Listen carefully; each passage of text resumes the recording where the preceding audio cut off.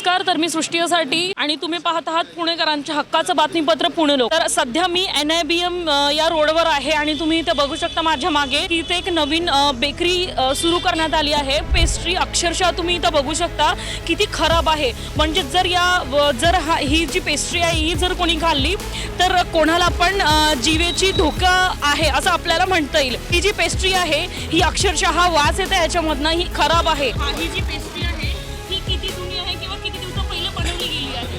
कल रात को ये मेरे बच्चे ने खाया। ये खाने के बाद में मेरा बच्चा रात में सोया तो उठा ही नहीं जल्दी, मतलब बोले तो ऐसा हो गया कि वो एकदम गुंगी में चढ़ गया नशे में। जब उसको चेक किया मैंने, तो जब देखा तो मैंने इसमें स्मेल लिया तो इसके अंदर बास आ रहा है और ऐसा वैसा बास नहीं आ रहा है, इसमें एकदम दारू का स्मेल आ रहा है।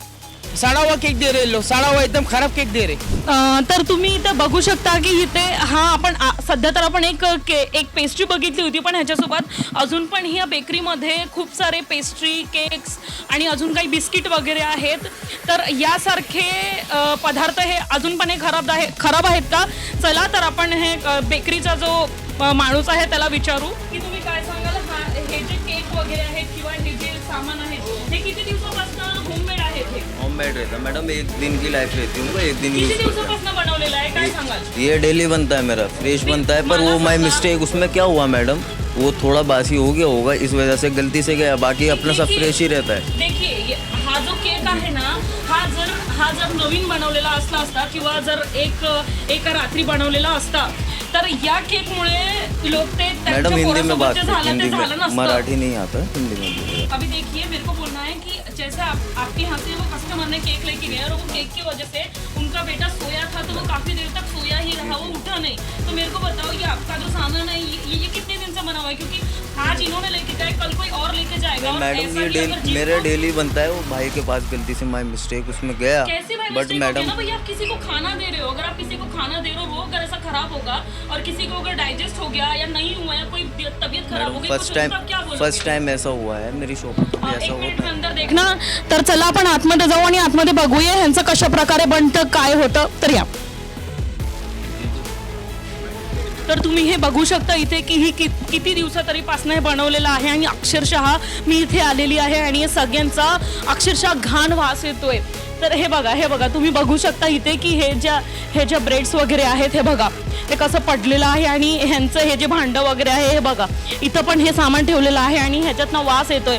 हे बघा इथं पण खाली ठेवलेलं आहे, तुम्ही इथे बघू शकता की हे जे आणि हे काय आहे, ह्याच्यामध्ये बुरशी लागली की काय, जर हे कुणीतरी खाल्लं ना अक्षरशः कोणाच्याही जीवाला धोका होऊ शकतो।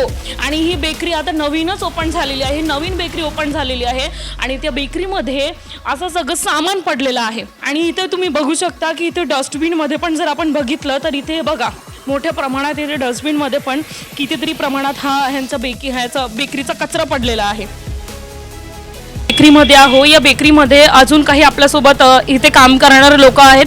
चला तर त्यांच्याकडनं जाणून घेऊयात। हा जो केक बनवलाय आणि या केक सोबत इथे अजून पण गोष्टी आहेत, तर हे किती दिवसापासून बनवलेलं आहे? कारण मी आता आतमध्ये बघितलं तर आतमध्ये अक्षरशः ते काही जो सामान आहे तो पडलेला आहे आणि ते तिथं केक पण ठेवलेला आहे। तर हे किती दिवसापासून? आता तुमची ही जी बेकरी आहे ही नवीनच ओपन झालेली आहे, पण आता बेकरी नवीन ओपन झालेली आहे, तुम्हीच विचार करा ना, बेकरी नवीन ओपन झाली त्याच्यानंतर त्यांनी जो केक घेऊन गेलेत तो केक अक्षरशः खराब झालेला आहे, त्याच्यामधनं वास येत आहे। ह्याच्यावर तुम्ही काय म्हणाल?